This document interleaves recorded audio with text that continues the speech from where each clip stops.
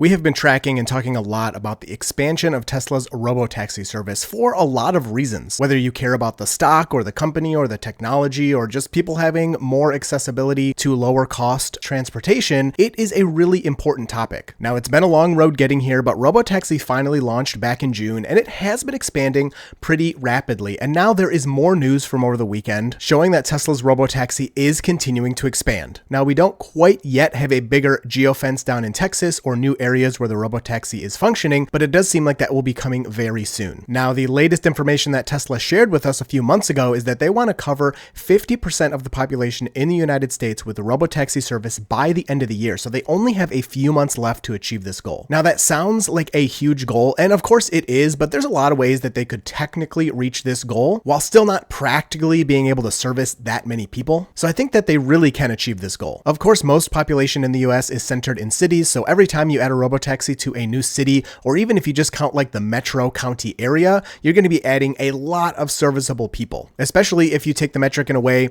where this many people are in the city at any given time, not exactly people that live there. You have a lot of people being covered with this service, depending on how you phrase it. Now, mostly the Robotaxi expansions we've seen have been a bigger geofence. In Austin, the geofence has been increased multiple times, now covering much more of an area than Waymo, although the safety passengers are still present and they actually move into the driver's seat if the vehicle is going to go on the highway for that trip. On top of that, in Austin, Robotaxi now functions until 2 a.m. The old hours of operation used to be 6 a.m. until midnight, now 6 a.m. until 2 a.m. The Robotaxi is operational, and of course, as soon as you don't have safety passengers in there anymore, I would expect that to bump all the way up to 24 hours a day, 7 days a week Robotaxi functionality. Why not? On top of that, last week, Sawyer Merritt has been emailing different officials from different states, and he found out that Tesla has officially received approval from the Nevada DMV to start testing autonomous vehicles on public roads. And then just a week later, Sawyer finds out that Tesla has officially received approval from the Arizona Department of Transportation to start testing autonomous vehicles on public roads, also in Arizona. Now, approval to test autonomous vehicles in these areas is kind of strange, right? Isn't that what we as owners are already doing? And can't Tesla already do this with the full self-driving software themselves? Because the approvals that they got from these states is with safety drivers, which is kind of what we're already doing. Is Tesla's new Arizona approval for testing autonomous vehicles meaningfully different from owners already using full self-driving supervised on public roads in the state? And why did Tesla pursue approval now? So what's the difference? Full self-driving, as we know, is technically classified as a level 2 driver assistance system, meaning it handles aspects of steering, acceleration, and braking, but requires the human to remain fully attentive and ready to intervene at all times. It's not considered autonomous under most regulatory definitions, which typically applies to level 3 or higher, where the vehicle can perform the entire driving task without constant human supervision in certain conditions. Although even with level 3, a human does need to be present and ready to take over if the car asks for it. The difference is the human doesn't have to pay constant attention like it does with a level 2 system, which is what we have technically currently with FSD. Now, I realize the levels get a little controversial and some people say level 2, 3, 4 doesn't really matter. You just need to look at the car's capability. And we are going to kind of talk about that later in the video, but just understand from like a regulatory government perspective, they need something. They need to be able to say and classify these things in a certain way. And so that's where this becomes important. As a result, regular Tesla owners in Arizona can, and of course have been able to use full self-driving supervised on public roads without any special state approval or certification, as long as the vehicle is registered, insured, and operated just like any other car. Essentially, FSD has been treated as an advanced cruise control so far, rather than an autonomous vehicle. And this is where the differences come in. Now, in contrast to the recent approval from the Arizona Department of Transportation is a self-certification specifically for Tesla as a company to test vehicles equipped with an automated driving system intended for higher levels of autonomy like level 4 for robotaxis where the vehicle can operate without a human driver in defined areas, so still a geofence. Now, on top of this, I've also learned that my personal information has been removed from multiple websites online using today's sponsor, Delete Me. Data brokers are online entities collecting your personal information like your name, your phone number, your address, information about your job, your family members, and a lot of other things. But today's sponsor, Delete Me, will scour the internet for your personal information and get it removed from these data brokers for you. This can save you hours and hours of time, and when your information is floating around out there like that, it can lead to identity theft, phishing, and other scams. So you definitely want to get this taken care of. I have been using Delete Me for years. I've seen my personal information disappear from these websites thanks to Delete Me. Delete Me continuously scans for your information online and continuously gets it removed as it pops up. It is more important than ever to get your information deleted from the internet internet. So use today's sponsor, Delete Me, by using that link down below, save 20%, and keep your personal information private. Thank you to Delete Me for sponsoring this video. Now back to this certification and why it's important. This certification applies to organized testing programs for developing and validating autonomous vehicle technology, often involving prototype software, hardware modifications, or data collection fleets, not consumer-owned vehicles. Now, along with this information, we've also seen Tesla driving around these different areas where they're seeming to get approval or working on getting approval with their test validation vehicles. This is where you can see the additional hardware on top of the vehicle. Some people say this is LiDAR, some people say it's additional cameras.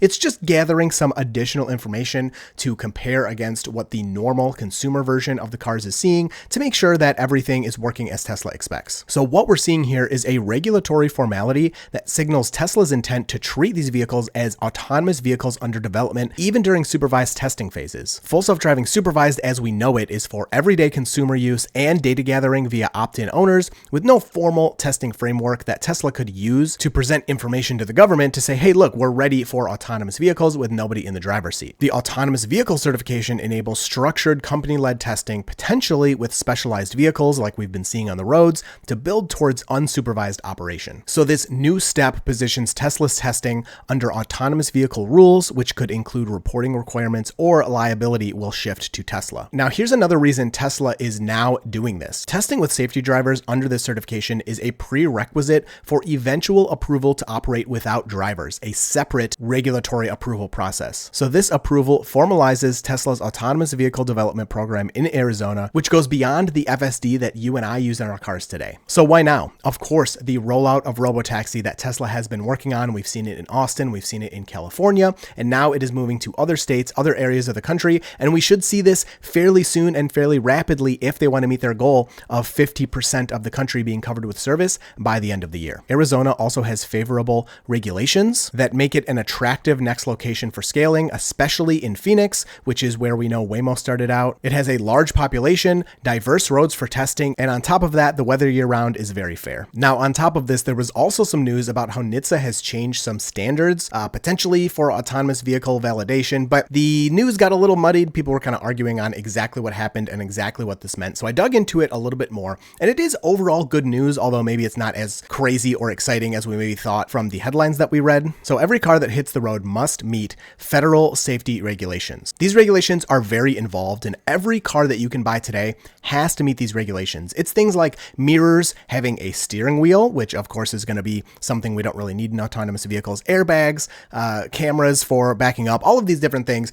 have to be on a vehicle according to federal regulations. Now, with Tesla using their new Model Y for most of their Robotaxi stuff, this doesn't really matter because, of course, the new Model Y and all Tesla vehicles is meeting all of these standards. But as you know, something like Tesla's CyberCab doesn't have a steering wheel. It doesn't have pedals. And as of right now, that's not road legal. They could not put it on the road, even if it was the safest car and literally never got in an accident. Technically, legally, the federal government wouldn't allow it to drive on public roads. Well, Zoox also has an autonomous vehicle that doesn't have a steering wheel, it doesn't have pedals, it doesn't have all the same airbags and everything that's needed for a vehicle on public roads. But earlier this year, NHTSA issued its first ever demonstration exemption to an American-built automated vehicle. So this allows the autonomous first developed Zoox to operate on public roads, even though it technically doesn't meet those standards, and it makes sense because it doesn't need a steering wheel, it doesn't need pedals, and so this exemption applies to the vehicle. Now, fast forward a few months from that news, and we know Zoox has actually launched a public service over in Las Vegas. Earlier in September, Zoox officially launched its public Robotaxi service, offering free rides to anyone with the Zoox app for the first few months. Now, without this news earlier in August, that wouldn't have been possible. Zoox wouldn't have been allowed on the road. Now, why does this matter for Tesla and Robotaxi if they're using Model Y? Of course, there's a few reasons. Number one, CyberCab. Of course, CyberCab is developed similar to the Zoox in that it's missing some things that are a given on normal human-driven vehicles. And so now we know Tesla could very easily get these approvals if they can show the vehicle is safe and it can drive autonomously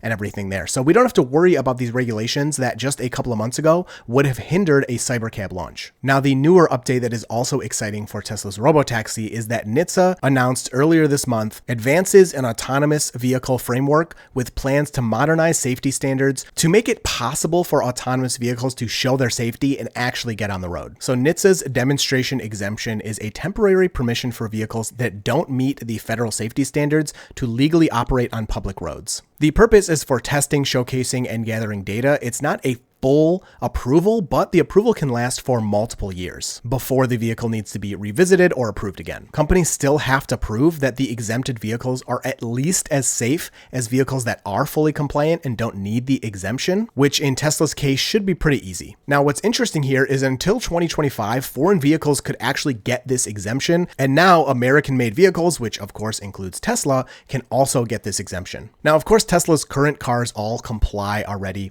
with the federal safety standards, but the Robotaxi does not. So now Robotaxi, once it's ready, could easily get this exemption. Now, what's still interesting here is there's no federal standards for autonomous vehicles. You usually have to go state by state, which is what we see Tesla and Waymo and others doing, but it's not like consumer vehicles where the federal government says, all right, every vehicle has to have this, this, and this, or it can't be on the road. There's really no federal regulation yet, and that is what we're looking for here. Now, where people got excited is they saw demonstration exemptions, and it was kind of the thinking that, hey, if you can show your vehicle is safe by using data and saying, hey, our autonomous vehicle has driven 1,000,000 miles and only had one accident, then you could get approval for your autonomous vehicle. And it seems like we're moving in that direction, but we're not quite there yet. We're more looking at the physical characteristics of the vehicles and what they need to be allowed on the road. So overall, exciting news for Tesla. Robotaxi expansion continues. We need to see new cities here pretty soon if we want to stay on track for that end of year goal of 50% of the population being covered. But let me know what you think